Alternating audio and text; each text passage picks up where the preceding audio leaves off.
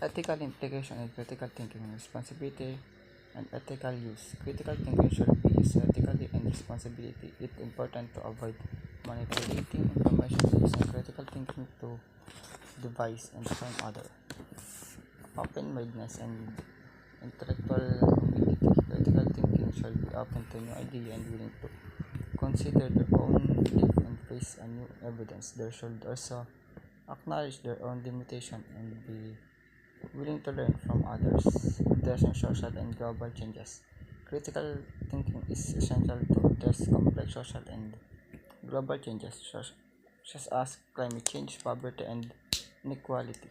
It allows us to analyze and root cause of these problems, evaluate potential solution, and work toward effective and equitable output.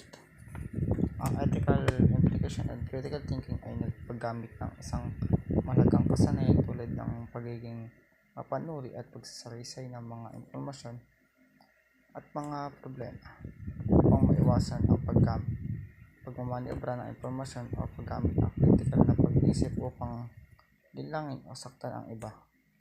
Dapat bukas tayo sa mga bagong ideya at bagong ebidensya.